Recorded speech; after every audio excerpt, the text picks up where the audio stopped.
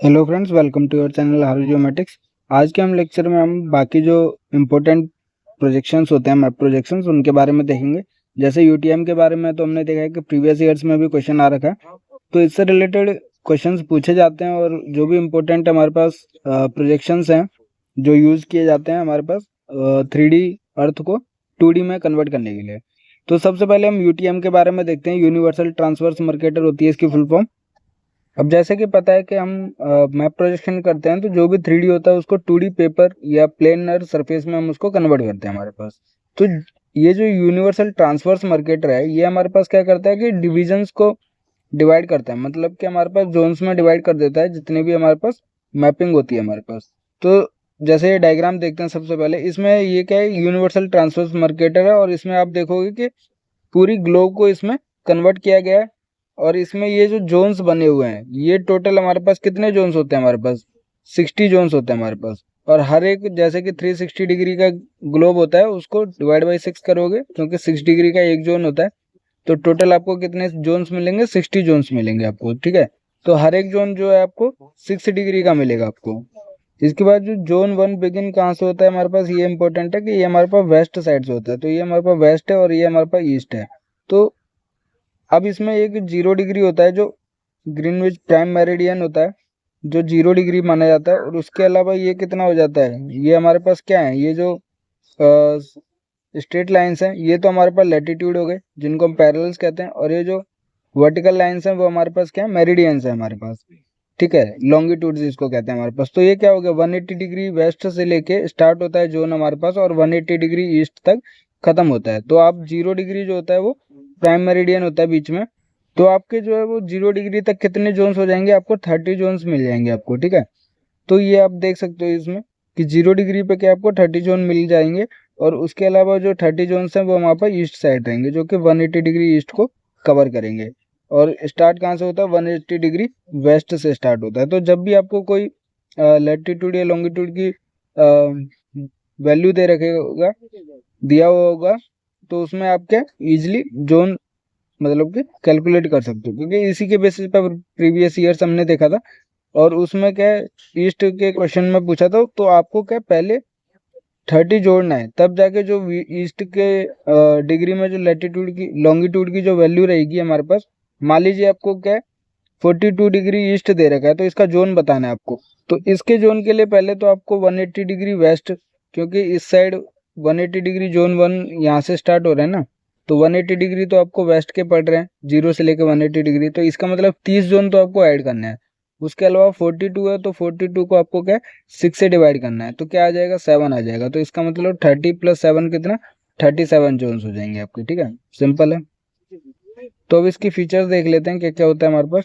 कि UTM projection जो होता है वो डिवाइड करता है surface of the earth into the number of Jones. और हर एक जोन जो होता है वो कितना होता है, 6 डिग्री लॉन्गिट्यूडनल एक्सटेंट रहता है हमारे पास, ठीक है। तो ट्रांसफॉर्म मर्केटर प्रोजेक्शन जो होता है उसमें एक सेंट्रल मेरिडियन होता है जो कि सेंटर ऑफ जोन होता है हमारे पास, क्योंकि टोटल 60 है तो 30 जोन हो जाता है जो सेंट्रल मेरिडियन है हमारे पास। और यूटीएम जोन जो है वो 80 डिग्री साउथ से लेके 84 डिग्री नॉर्थ लेटीट्यूड तक हमारे पास एक्सटेंड रहता है। तो आप अगर लेटीट्यूड की बात करोगे, पैरेलल्स की बात करोगे, तो ये आपको क्या है 80 डिग्री साउथ में मिलेगा और ऊपर क्या है 84 डिग्री नॉर्थ तक हमारे पास कवर करता है हमारे पास। तो इसमें जो फिक्स रहता है वो 6 डिग्री एक्सटेंड किसका फिक्स रहता है हमारे पास, लॉन्गिट्यूड्स का, या फिर हमारे पास क्या कहते हैं मेरिडियंस का फिक्स रहता है हमारे पास, ठीक है। तो the zones are numbered from west to east. जैसे हमने देखा जोन 1 कहाँ से स्टार्ट हो रहा है, 180 डिग्री वेस्ट से स्टार्ट होता है हमारे पास। तो वेस्ट टू ईस्ट हमारे पास जोन्स की नंबरिंग होती है। The first zone begins at the international date line. जो 180 डिग्री वेस्ट है वो क्या है हमारे पास, इंटरनेशनल डेट लाइन है, वहां से हमारे पास जोन 1 स्टार्ट होता है। अब देखिए यूनिवर्सल ट्रांसवर्स मर्केटर जो यूटीएम है वो बहुत कॉमन प्रोजेक्शन है हमारे पास, बहुत ज्यादा यूज किया जाता है हमारे पास। यूटीएम जो है हमारे पास वो किसके बेस पर है, हमारे पास ट्रांसवर्स मर्केटर के बेस पर है। जैसे कि आपने देखा था हमने कि ग्लोब दिया और उसमें हमारे पास क्या सिलेंडर को वर्टिकली खड़ा कर दिया, मतलब ट्रांसवर्स हो गया था हमारे पास। तो ये कौन सा है, ट्रांसवर्स, इसके हिसाब से हमारे पास प्रोजेक्शन होता है, ठीक है। और जब हमने कहा था कि इसको जब आप कट करोगे और उसको ओपन करोगे तो आपको क्या है, जो भी हमारे पास लैटिट्यूड और लॉन्गिट्यूड्स हैं वो आपको स्ट्रेट लाइन दिखेंगे और एक दूसरे को 180 डिग्री पे कट करते हुए दिखेंगे। तो वही सेम चीज है हमारे पास, उसी को हमने प्रोजेक्ट किया हुआ है, ठीक है। उसके अलावा क्या है कि इट इज जनरली यूज इधर द NAD ये डेटम होता है हमारे पास NAD 27 और NAD 83 datum. So you will often see a layer as projected in UTM 83 और UTM 27. तो आपको क्या UTM जो भी आप डेटम यूज करोगे उसके बेसिस पे हमारे पास क्लासिफिकेशन है UTM का. और कॉमन प्रोजेक्शन जो है वो हमारे पास जनरली फेडरल डेटा के लिए हमारे पास. ठीक है. अब देखिए हमारे पास जैसे कि लॉटिट्यूड्स जो होते हैं 84 डिग्री नॉर्थ से लेके 80 डिग्री साउथ तक इसको एक्सटेंड किया गया. उसको मतलब कि अर्थ को मतलब 84 डिग्री नॉर्थ से लेके 80 डिग्री साउथ तक अर्थ को डिवाइड किया गया है हमारे पास. कितने जोन्स में? 60 जोन्स. तो ये 60 जोन्स किसके हमारे पास 6 डिग्री एक्सटेंट ऑफ लॉन्गिट्यूड है हमारे पास. ठीक है. और जोन 1 बिगिन कहाँ से हो रहा है? ये तो बार बार मैं बता रहा हूँ कि 180 डिग्री वेस्ट से हो रहा है. तो आपको जब भी वेस्ट की दी जाएगी तो उसको बाई 6 कर दोगे तो ऑलरेडी आपका नंबर ऑफ जोन आ जाएगा आपका. और अगर ईस्ट का दिया जाएगा तो आपको पहले 30 जोन उसमें ऐड करने पड़ेंगे वेस्ट के. और उसके बाद जो भी एक्सटेंट दे रखा है जो भी वैल्यू दे रखी है ईस्ट के केस में उसको डिवाइड बाई 6 करोगे तो वो ऐड करके 30 जोन्स ऐड करके, क्योंकि वेस्ट वाले 30 जोन्स ऐड हो जाएंगे और ईस्ट की जो वैल्यू है उसको डिवाइड बाई 6 करके जोन निकाल लोगे तो वो जो एक्सटेंट है वो मतलब जो वैल्यू है वो कौन से जोन में लाई कर रही है वो आपको पता चल जाएगा. इसी के बेसिस पे हमने प्रीवियस ईयर का क्वेश्चन देखा था. अब जैसे यूएस को शो किया गया यूटीएम जोन के बेसिस पे, तो इसमें देखिए ये जो अमेरिका का मैप है ये हमारे पास 126 डिग्री और 66 डिग्री के लॉन्गिट्यूड के बीच में. तो नंबर ऑफ जोन क्या है 10 से लेके 19 जोन के बीच में हमारे पास अमेरिका का मैप पड़ता है हमारे पास. तो ये एक एग्जाम्पल है.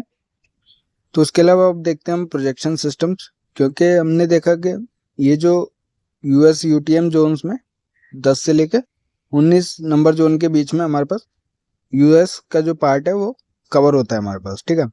अब देखिए जैसे कि हमने यूटीएम के बारे में पढ़ा वो भी एक प्रोजेक्शन सिस्टम का टाइप है. और वो भी हम दोबारा एक जो मतलब और मेन फीचर्स जो है वो भी हम इसके अंदर देखेंगे. लेकिन उसके अलावा जो और जो क्वेश्चंस पूछे जा सकते हैं जो इम्पोर्टेंट है जैसे मर्केटर प्रोजेक्शन हो गया तो उसके बारे में देखते हैं. क्योंकि ये जो हमारे पास दिया गया मर्केटर प्रोजेक्शन वो जेरेडस मर्केटर ने दिया था 1569 में. तो देख रहे हो कितना पुराना हमारे पास प्रोजेक्शन सिस्टम चलता आ रहा है. इसकी जो प्रॉपर्टीज हैं देखिए पैरेलल्स और जो मेरिडियंस है मतलब लैटिट्यूड और जो लॉन्गिट्यूड्स हैं वो भी हमारे पास स्ट्रेट लाइंस होते हैं. मेरिडियंस जो है वो इंटरसेक्ट करते हैं राइट एंगल पे हमारे पास, जैसे हमने अभी देखा था दोनों स्ट्रेट लाइन है और हमारे पास राइट एंगल पे एक दूसरे को कट करते हैं हमारे पास. और डिस्टेंस जो होता है दोनों मेरिडियंस के बीच में वो सेम रहता है. लेकिन जैसे जैसे हम पोल की तरफ जाते हैं तो जो पैरेलल्स होता है उनके बीच का डिस्टेंस का इंक्रीज होता रहता है हमारे पास. और इस केस में अगर आप देखोगे तो जो इक्वेटर की लेंथ रहती है वो वहाँ पर बराबर रहती है प्रोजेक्शन के अंदर भी, क्योंकि जो टच होता है जो टेंजेंट रहता है हमारे पास डेवलपेबल सरफेस का वो इक्वेटर के साथ टेंजेंट रहता है हमारे पास. तो इक्वेटर की जो लेंथ रहती है हमारे पास एक्चुअल लेंथ रहती है स्केल के हिसाब से प्रोजेक्शन के ऊपर भी. और जो बाकी पैरेलल्स होते हैं वो हमारे पास लॉन्गर होते हैं. जैसे जैसे हम इक्वेटर से या तो अप साइड जाएंगे या डाउन साइड जाएंगे तो हमारे पास उनका जो गैप है वो हमारे पास इंक्रीज होता है हमारे पास. ठीक है. तो स्केल जो along the equator is correct but is incorrect for other parallels. ये हमारे पास किसकी फीचर्स है? ये हमारे पास है मर्केटर प्रोजेक्शन के अंदर. ठीक है. As scale varies from parallel to parallel and is exaggerated toward the pole the shape of large size countries are distorted more towards pole and less towards equator. तो obviously जहाँ पे हमारे पास distortion ज़्यादा है तो वहाँ पे जो कंट्रीज लाई करेंगे, जैसे हमारे पास इक्वेटर यहाँ पे ग्लोब टच है तो इक्वेटर पे टच है हमारे पास, तो जो सबसे मिनिमम डिस्टॉर्शन देखने के लिए मिलेंगे वो हमें कहाँ इक्वेटर पे कम देखने के लिए मिलेंगे. जैसे जैसे हम अप साइड या इससे फार भी जाएंगे हमारे पास इक्वेटर से तो डिस्टॉर्शन ज़्यादा देखने के लिए मिलते हैं. अब इसमें भी क्या है कि जो लार्ज साइज की कंट्रीज है उसमें हमें ज़्यादा डिस्टॉर्शन देखने के लिए मिलता है as compare to the smaller size जो कंट्रीज होती है हमारे पास. ठीक है. और इसमें ऑब्वियसली जो पोल्स होते हैं जैसे हमारे पास मेरिडियंस क्या है हमारे पास पोल टू पोल कन्वर्ज करते हैं, एक पॉइंट से हमारे पास कन्वर्ज होते हैं. तो हमारे पास पोल हमें दिखता ही नहीं है क्योंकि पैरेलल्स जो होते हैं इसमें जो मेरिडियंस होते हैं वो हमारे पास स्ट्रेट लाइन दिखते हैं हमारे पास. तो एक पॉइंट से निकलते हुए नहीं दिखते, जो कि पॉइंट क्या होता है हमारे पास पोल्स होता है. हमारे पास ऊपर होता है नॉर्थ पोल, नीचे होता है साउथ पोल. कहने का मतलब इसमें जो पोल्स होते हैं वो हमारे पास क्या इनफाइनाइट पे मानते हैं हमारे पास, क्योंकि वो जो मेरिडियंस है वो कन्वर्ज नहीं कर रहे होते इस प्रोजेक्शन के अंदर. कॉमनली यूज्ड किसके लिए होता है हमारे पास मर्केटर प्रोजेक्शन? नेविगेशनल पर्पज के लिए, ओशन करंट्स के लिए, विंड डायरेक्शन को शो करने के लिए, ये सब क्या हम जो मर्केटर प्रोजेक्शन है उसके ऊपर हम इनको शो कर सकते हैं हमारे पास। तो ये हमारे पास कॉमनली यूज है उनका। उसके बाद हमने जैसे यूटीएम का करा ट्रांसफर मर्केटर, वो भी इसी का टाइप है हमारे पास। इसमें क्या है, हमारे पास सिलेंडर जो होता है वो टेंजेंट होता है सेंट्रल मेरिडियन से। तो हमें जैसे पता है ये ग्लोब है हमारे पास, और ये हमारे पास इक्वेटर है, और ये हमारे पास क्या सेंट्रल मेरिडियन है। तो इसके साथ टेंजेंट रहता है जो भी डेवलपेबल सरफेस होता है। डेवलपेबल सरफेस को हम दूसरा कलर ले लेते हैं।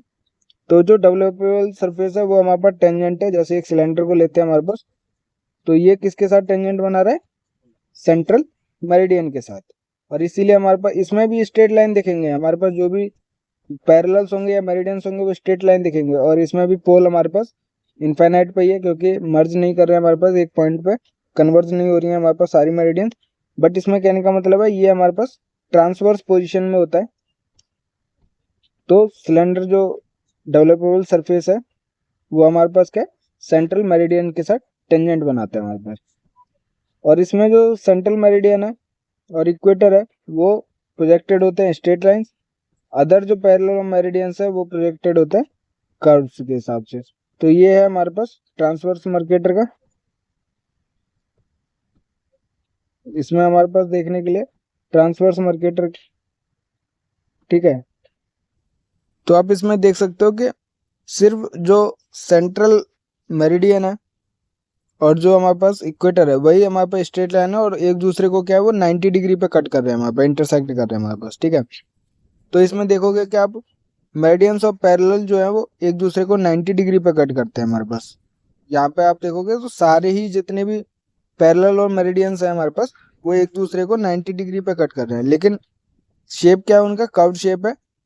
और जो सेंट्रल मेरिडियन है और जो इक्वेटर है उनको वो सिर्फ हमारे पास स्ट्रेट लाइन है, बाकी सब क्या हमारे पास कर्व्स के शेप में रहते हैं हमारे पास, ठीक है। और लेकिन ये जो इंटरसेक्ट करते हैं एक दूसरे को राइट एंगल पे इंटरसेक्ट करते हैं। स्मॉल शेप जो है हमारे पास वो मेंटेन रहता है, लेकिन लार्जर शेप जो है वो जैसे जैसे सेंट्रल मेरिडियन से दूर जाते हैं वैसे वैसे वो डिस्टॉर्शन को ज़्यादा शो करता है हमारे पास, ठीक है। और जो एरिया डिस्टॉर्शन होता है वो इंक्रीज होता है with the distance from the central meridian, क्योंकि यहाँ तो एक्चुअल शेप दिखाएगा, क्योंकि टेंजेंट किसके साथ है, सेंट्रल मेरिडियन के साथ है। तो यहाँ पे जो कंट्रीज लाई करेंगे वो हमारे पास एक्चुअल शेप रहेगा हमारे पास, स्केल के हिसाब से जो भी रहेगा वो एक्चुअल शेप रहेगा। और जैसे जैसे सेंट्रल मेरिडियन से दूर जाते जाएंगे वैसे वैसे हमारे पास डिस्टॉर्शन जो है वो इंक्रीज होता रहता है हमारे पास, ठीक है।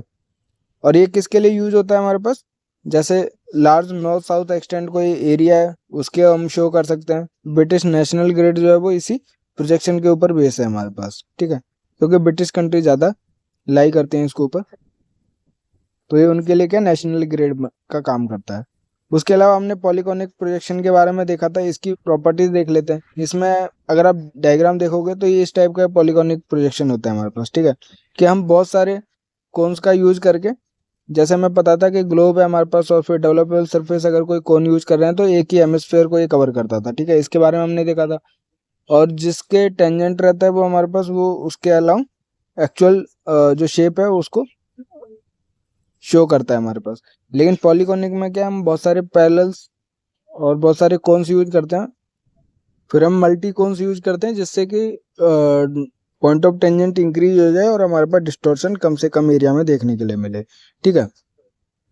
तो इसके अंदर जो प्रॉपर्टीज रहती है वो है कि पैरेलल्स जो है वो हमारे पास आर्क्स ऑफ सर्कल्स होते हैं विद डिफरेंट सेंटर, मतलब कि कंसेंट्रिक सर्कल्स नहीं बन रहे हैं। आप देखोगे अगर इसमें पॉलीकॉनिक प्रोजेक्शन में तो ये कंसेंट्रिक सर्कल नहीं है, इसका अलग रेडियस है, इसका अलग है, इसका अलग है। तो ये हमारे पास डिफरेंट रेडियस के साथ हमारे पास सर्कल्स के जो आर्क्स हैं उनको शो करते हैं हमारे पास पैरेलल्स जो होते हैं, ठीक है। Each parallel is a standard parallel and each parallel is developed from a different cone, क्योंकि मल्टी कोन है और मल्टी पैरेलल्स जो है वो हमारे पास टेंजेंट बनाते हैं कोन्स के साथ, ठीक है।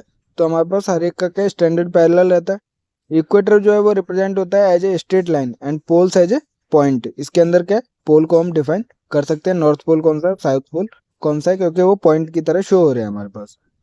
ये कौन सा प्रोजेक्शन है, पॉलीकॉनिक प्रोजेक्शन है, ठीक है। Parallels are equally spaced along central meridian but the distance between them increases away from the central meridian। तो इसकी लाइन का मतलब है कि देखिए अगर आप सेंट्रल मेरिडियन के अलोंग देखोगे तो इन पैरेलल्स के बीच का जो गैप है वो इक्वल है, लेकिन जैसे जैसे आप सेंट्रल मेरिडियन से दूर जाओगे तो इन ये जो पैरेलल्स है इनका गैप क्या इंक्रीज हो रहा है हमारे पास। कहने का मतलब है अलोंग द सेंट्रल मेरिडियन जो है वो गैप मेंटेन होता है, और जैसे जैसे सेंट्रल मेरिडियन से दूर जाते हैं वैसे वैसे हमारे पास गैप इंक्रीज होता रहता है हमारे पास। स्केल जो है वो करेक्ट है अलोंग एवरी पैरेलल, क्योंकि जो टेंजेंशियल रहता है कोन के साथ वो हर एक पैरेलल जो है वो टेंजेंट रहता है, तो उसके अलोंग जो स्केल रहता है वो करेक्ट रहता है। इसमें देखोगे आप तो सेंट्रल मेरिडियन जो है वो इंटरसेक्ट करती है हर एक पैरेलल को at right angles, so the scale along it is correct.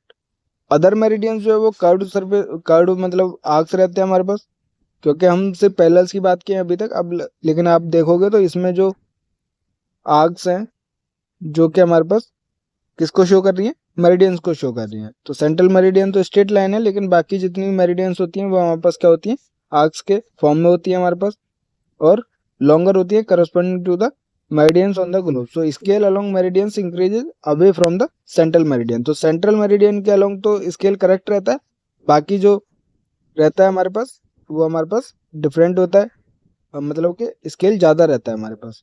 तो इसमें जो मेन है वो क्या है हमारे पास कि अलोंग द पैरेलल तो स्केल सेम रह रहा है, क्योंकि वो टेंजेंट रहता है हमारे पास कोन के साथ। और इसमें जो सेंट्रल मेरिडियन है सिर्फ उसके साथ स्केल हमारे पास एक्चुअल शेप रखता है, बाकी जो स्केल रहता है वो चेंज होता है हमारे पास जैसे जैसे सेंट्रल मेरिडियन से दूर जाते हैं हमारे पास। तो ये प्रॉपर्टीज हैं जो पूछी जाती है एग्जाम में, तो इसमें आप पॉइंट टू पॉइंट भी पढ़ सकते हो। It is use for preparing topographical sheets of small areas. इसका यूज भी आपको दे रखा है कि किसके लिए पॉलीगोनिक प्रोजेक्शन यूज किया जाता है, टोपोग्राफिकल शीट्स को टोपो शीट्स को बनाने में इसका यूज होता है। इसके बाद हमारे पास क्या आता है, यूटीएम के बारे में देख लेते हैं फिर से। जो कुछ प्रॉपर्टीज तो आपको पता ही है ऑलरेडी, और कुछ जो इसमें नई आएंगी। तो देखिए यूटीएम क्या है, यूनिवर्सल ट्रांसवर्स मार्केटर है, जो कि हमारे पास पूरे मैप को क्या है 6 डिग्री लॉन्गिट्यूड के एक्सटेंट में डिवाइड करता है 60 जोन्स में हमारे पास, ठीक है। और 84 डिग्री नॉर्थ से लेके 80 डिग्री साउथ तक ये कवर करता है हमारे पास पूरे ग्लोब को। तो इसमें क्या particular transverse Mercator map use to represent each zone has it central meridian running north to south down to the centre of the zone. तो कहने का मतलब है कि देखिए हमारे पास हर एक जो ग्लोब का पार्ट था वो कितना 6 डिग्री में जोन वाइज डिवाइड किया था यूटीएम ने। तो ये 6 डिग्री है। अब इसका भी एक सेंट्रल मेरिडियन रहता है हमारे पास, तो इसका सेंट्रल मेरिडियन रहेगा तो इधर से 3 डिग्री और इधर से 3 डिग्री। और हमें पता है कि जहाँ पे ये सेंट्रल मेरिडियन रहेगा वहाँ पे स्केल क्या सेम रहता है हमारे पास। तो ज़्यादातर डिस्टॉर्शन का जो पोर्शन रहा वो कितना डिग्री का रहा, बस 3 डिग्री का रहा। समझ रहे हो आप कि 6 डिग्री पे तो वो कन्वर्ट करता ही है स्केल के हिसाब से। और no portion of UTN zone is more than 3 degree of longitude from the zone central meridian, ठीक है। तो इसकी वजह से जो डिस्टॉर्शन होता है वो कम हो जाता है, since the distortion in the transverse Mercator map is relatively low near the central meridian. So result of this close proximity to map central meridian is that the transverse Mercator map used to depict each zone within the coordinate system contains relatively little distortion। तो UTM का बहुत बड़ा फायदा यही है कि हर एक zone जो है वो सेंट्रल मेरिडियन रखता है। सेंट्रल मेरिडियन की वजह से हमारे पास मैक्सिमम जो एरिया रहता है वो डिस्टॉर्शन का वो कितना है 3 डिग्री रह जाता है हमारे पास। तो वो बहुत कम रहता है हमारे पास मतलब कि डिस्टॉर्शन कम एरिया में देखने के लिए मिलता है हमारे पास। तो कहने का मतलब है कि सेंट्रल मेरिडियन से हमारे पास कोई भी ऐसा एरिया नहीं है या पार्ट नहीं है जो कि सेंट्रल मेरिडियन से ज़्यादा दूर हो हमारे पास। तो ये प्रॉपर्टी हमने वहाँ पर नहीं देखी थी, बट ये इंपॉर्टेंट प्रॉपर्टी है। और in the transverse Mercator projection the cylinder touches at 2 secants. अगर हम सेकेंड पोर्शन ले रहे हैं तो ये ग्लोब है हमारे पास, हमें पता है। और जब सेकेंड पोर्शन ले रहे हैं तो हमारे पास 2 टेंजेंट ये हमारे पास रखेगा, एक तो ये वाला हो गया और एक ये वाला हो गया। तो ये वाले 2 टेंजेंट को दिखा रहा है, ठीक है। और ये हमारे पास ग्लोब हो गया, अर्थ सरफेस हो गया। ये हमारे पास क्या हो गया, प्रोजेक्शन सरफेस हो गया जो डेवलपेबल सरफेस है। अब अगर आप देखोगे तो जो स्केल फैक्टर रहता है ये इन दोनों के बीच का जो गैप है वो जनरली कितना होता है 0.9996 का रहता है हमारे पास, ठीक है। तो इससे क्या बहुत कम देखने के लिए हमारे पास डिस्टॉर्शन देखने के लिए मिलता है, और हमारे पास टेंजेंट पॉइंट जो है वो भी इंक्रीज हो जाते हैं। तो इसलिए हम सेकंड पोर्शन का या सेकंड मेथड का यूज करते हैं हमारे पास। So there is a slight bulge in the middle at the central meridian. This bulge is very slight, so the scale factor is only 0.996. Because each zone is big, UTM can result in significant errors as get further away from the center of zone corresponding to the central line.